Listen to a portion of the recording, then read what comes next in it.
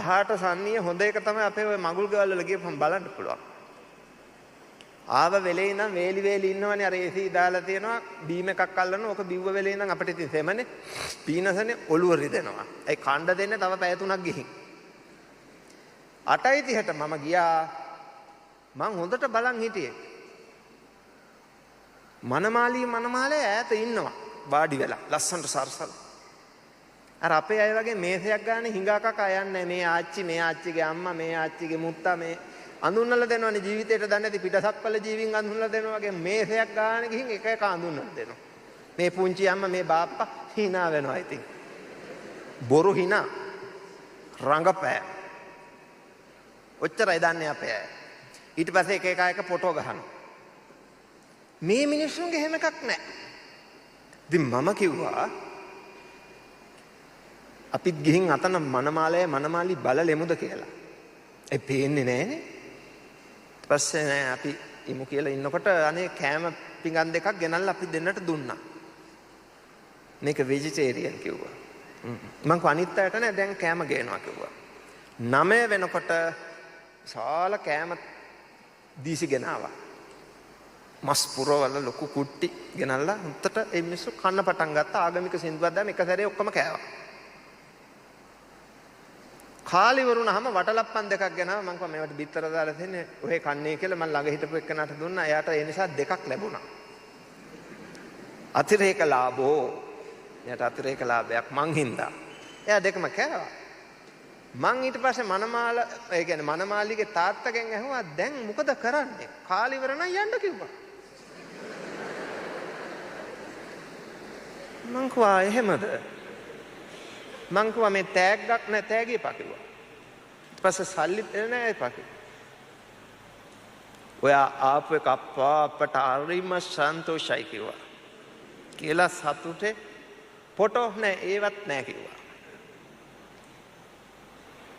මේ ජාතියට දෙවියෝ සාදුකාර දෙනවා.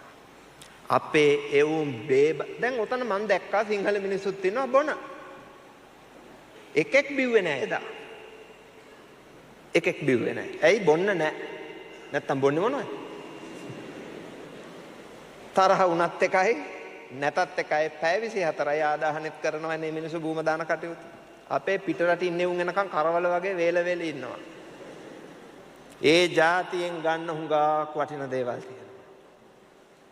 ඒ જાතියෙන් ගන්න හුඟක් වටින දේවල් තියෙනවා. ඒව බලලවත් හැදියල්ලා කියලා ධර්මපාලතුමා මීට අවුරුදු 100කට කලින් කිව්වා. සප්ත අපරිහානීය ධර්ම මේ මිනිස්සු ළඟ තියෙනවා. බෞද්ධ වෙන්න ඕනේ නැහැ. මිනිස්සෙක් මේ ධර්ම රකින්නවා නම් ඒ જાතියට දෙවියෝ උපකාර කරනවා. තතෝණං අනුකම්පන්ති මාතා පුත්තං ඕරසං දේවතානුකම්පිතෝ පෝසෝ සදා භද්‍රානි පස්සති. දෙවියන්ගේ අනුකම්පාව ලැබෙන જાතිය දියුණු වෙනවා. අපේ නමට බෞද්ධ. මට මුස්ලිම් පුතෙක් කියනවා උඹලගේ જાතියට වෙච්ච ලොකුම කරුම මේකයි කිව්වා. මං කිව්වා මොකද්ද? දැන් ඒ ඇත්තන්ගෙන් අහලා හරි මේක හදාගන්න එපා. ගප්පි ටැංකි වගේනේ. අර සිකුරාදට පොඩ්ඩක් බලන්නකො මරදාන පැත්තට ගිහිල්ලා මෙන්න මේ පිරිස් වගේ එළියට බහිනවා. පුදුම පිහිටනවා. ඇයි පුත්තවත්තු මනුස්සානම් අපට යක්කු. එකයි ඉන්නේ උත් ගෙබ්බෙක් එක්ක පිස්සෙක්. ළමයි නෑ.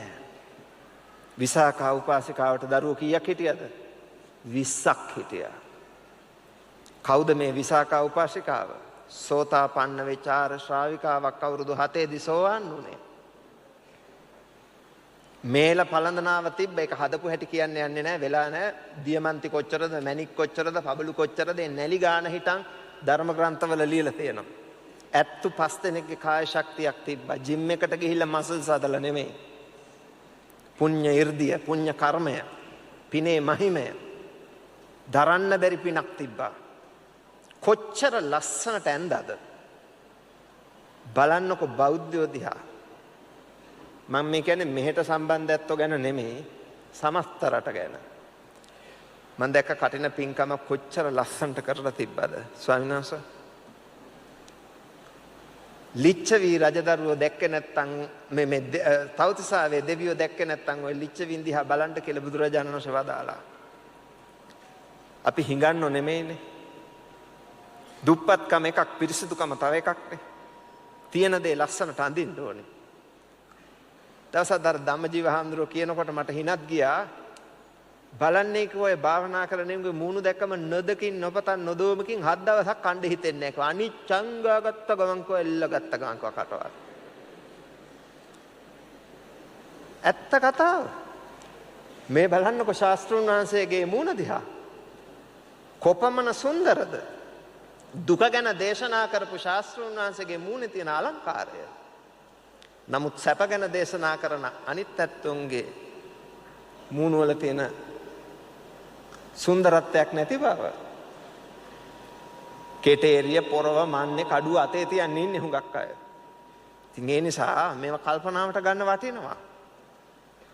ඒ නිසා විසාකා උපාසිකාවගේ චරිතය හොඳට කියවන්න. කියවලා ඒ චරිත ආදර්ශයට ගන්න. බුදුරජාණන් වහන්සේ අපට ඒ චරිත විග්‍රහ කරලා දීලා තියෙනවා ධර්මය තුළ. අනිත් එක ඔය ඇත්තන්ට මතකද දන්නේ නැහැ මං ගිය සැරේ කිව්වනේ අර කෙල්ලෙක් කොල්ලෙට්ට කැමති වෙන අංගාට මම අද තව කාරණාවක් කියලා දෙන්නම්. මම හදපුවා නෙමෙයි. මේ බණ පොතේ තියෙන දෙයක්. අනිත් එක ඔය ඇත්ත හොඳට මතක තියාගන්න ඕන මේ කෙලෙස් වල හැටි. අනේ අපි බොණ්ඩ එපා කියලා මෙහෙම හැදෙනවා නම් මොනව වෙයිද? අනේ අපි තරහ ගන්න එපා කියලා බණ කියන තරමට මිනිස්සු හැදෙනවා නම් මේ රටට මෙහෙම වෙයිද? හරි අමාරු වැඩක් ඕක. අට කතාවක කතාවක් මතක් වුණා. අපේ ස්වාමීන් වහන්සේ බණ කියද්දී. ලෝහ ප්‍රාසාදයේ යට තට්ටුවේ එක භික්ෂුන් වහන්සේ නමක් ඉඳලා තියෙනවා. අසංවරව, ඒ කියන්නේ ඇහැ කන නාසය දිව ශරීරය සංවරත්වයකින් තොරව. මහත්තයා ලෝහ ප්‍රාසාදේ කොහෙද තියෙන්නේ? අනුරාධපුරේ. ඒ ලෝවා මහාපය යටතට්ටුවේ හිටියා. සද්ධාතිස්ස රජතුමා අන්තපුරයේ ගැහණුත් එක්ක එනවා විහාරය දෙසට. ඒකේ හිටිය ලස්සන කෙල්ලෙක්. ඔක්කොම ලස්සන ඇති. නමුත් ඒ හාමුදුරුවන්ට ගැලපුණ එක්කෙනෙක් හිටියනේ. දැන් සමහරු කැමති කෙට්ටු සුදු ගෑනු ළමයින්ට. සමහරු කැමති මහත චීස් බෝල වගේ විශාල ඇඟවල් තියෙන සුදු ගෑනු ළමයින්ට. සමහරු කැමති කළු කොට කෙල්ලන්ට, සමහරු කළු උස අයට, සමහරු කළු මහත අයට. අඩ ගහනවා සුදු මෙහෙට එන්න කියලා. එයාට සුදුයි. අපි ඒවට කලබල විය යුතු නැහැ. එයාට සුදු නම් අපිට මොකෝ? එහෙම තමයි හැටි. ගිහියෝනේ බින්න රුචිකයිනේ. මට ලස්සන දේ තව එක්කෙනෙක්ට ලස්සන නැහැ. සාපේක්ෂයි. මං අන්නාසි ආසයි කිව්වට සමහරක් අය කෑවම කහන්න ගන්නවා. මං අන්නාසි වලට ආශම නැහැ කියනවා. ඇක්ක කියනවා. මේක කැමති. නෑ තෝත් අන්නාසි වලට කැමති වෙන්න ඕන. මං කැමති නම් කියන්න බෑ. එහෙම කරන්න බෑ. හොඳම සූත්‍රයක් තියෙනවනේ. සරියුත් මහරහතන් වහන්සේත් එක්ක ඉන්නවා පිරිසක්. පේනවද? ඔක්කොම ප්‍රඥාවන්තයෝ කිව්වා. ශංකම සූත්‍රය. මුගලන් හාමුදුරුවෝ වටේ ඉන්න පිරිස 이르දියට කැමති 이르දිමතුන් කිව්වා. අනුරුද්ධ හාමුදුරුවෝ වටේ ඉන්න පිරිස දිවස්ලාභීන් කිව්වා. ඔහොම දිගට කියලා අන්තිමේදී කිව්වා පේනවද දේවදත්ත